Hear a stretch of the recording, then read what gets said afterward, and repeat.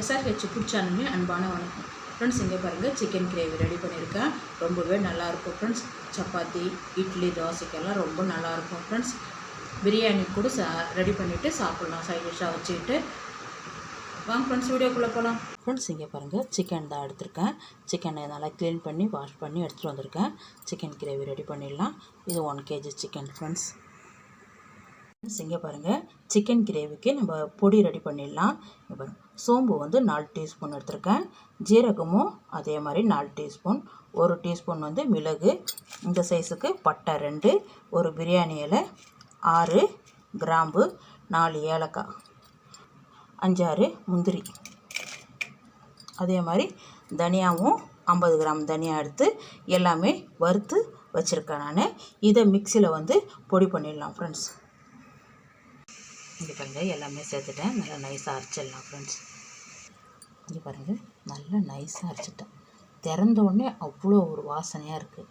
இங்கே பாருங்கள், இந்த பாத்திரத்தில் மாற்றிக்கலாம். பாருங்கள், பாத்திரம் வச்சுருக்கேன். ஒரு குழம்பு கரண்டி அளவுக்கு எண்ணெய் விட்டுருக்கேன்.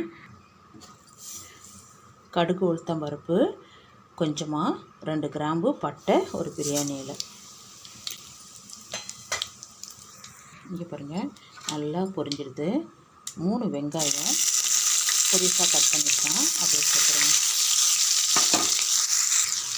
பாருங்கள், வெங்காயம் பாதி அளவுக்கு வதங்கினா போதும் ஃப்ரெண்ட்ஸ். இங்கே பாருங்கள், இந்த அளவுக்கு வெங்காயம் வதங்கினா போதும்.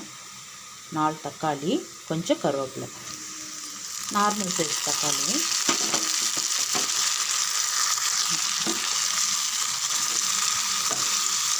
நல்லா ஒரு 2 நிமிஷம் தக்காளி நல்லா மசிட்டோம், நல்லா வதக்கி விடுங்க.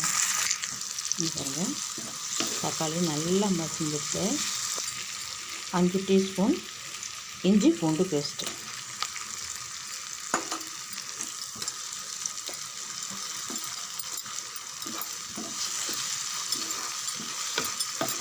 நல்லா ஒரு 5 நிமிஷம் நல்லா வதக்கி விடுங்க. நம்ம அரைச்ச பொடி கூடியே மஞ்சத்தூள் 1 ஸ்பூன் சேர்த்துக்குங்க. கார மிளகாத்தூள்,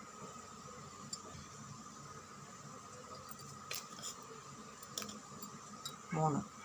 இங்கே பாருங்கள், இவ்வளோ கோபுரமாக எடுத்துருக்கேன் டீஸ்பூனால்.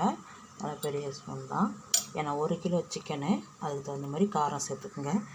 நல்லா வதங்கியிருக்கு, எண்ணெயும் திரிஞ்சு வந்திருக்கு பாருங்கள். நம்ம எல்லா பொடியும் கலந்து வச்சதை அப்படியே சேர்த்துருங்க.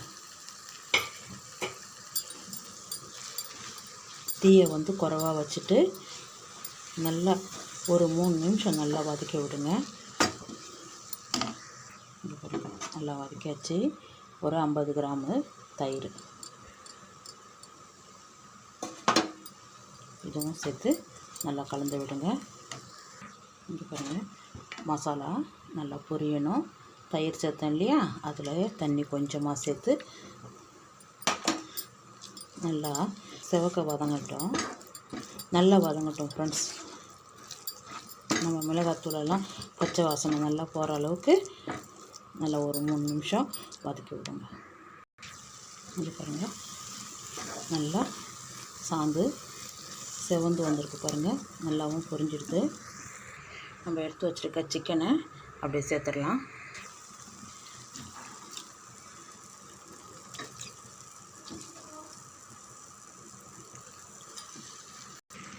பாருங்கள், சிக்கனை சேர்த்துட்டேன். அதுக்கு தகுந்த உப்பு, கல் உப்பு சேர்த்துருக்கேன். நல்லா கலந்து விடுங்க. நல்லா கறியோடு அந்த மசாலாவும் சேர்ந்து வரட்டும். நல்லா ஒரு 5 நிமிஷம் நல்லா கலந்து விடுங்க ஃப்ரெண்ட்ஸ். இங்கே பாருங்கள், நல்லா மசாலா கூட சிக்கன் நல்லா வெந்திருக்கு பாருங்கள். பாதி அளவு தான் வெந்திருக்கும், நம்ம இன்னும் கொஞ்சம் வேக வைக்கணும். டம்ளர் தண்ணி விடுங்க, நல்லா கலந்து விடுங்க ஃப்ரெண்ட்ஸ். இங்கே பாருங்கள், நல்லா உப்பு காரம் செக் பண்ணிவிடுங்க. அப்படியே மூடி வைங்க. ஒரு 15 நிமிஷத்தில் ரெடி ஆகிடும். நடுவில் வந்து கொஞ்சம் கலந்து விடுங்க, ஏன்னா தண்ணி கம்மியாக தான் வச்சுருக்கோம் ஃப்ரெண்ட்ஸ். இங்கே பாருங்கள், கிரேவி ரெடியாக இருக்குது. மல்லி இலை பொடிசாக கட் பண்ணியிருக்கேன். அதை நல்லா கலந்து விடுங்க. ஒயிட் ரைஸுக்கும் நல்லாயிருக்கும், இட்லி தோசைக்கு சூப்பராக இருக்கும் ஃப்ரெண்ட்ஸ் இந்த சிக்கன் கிரேவி.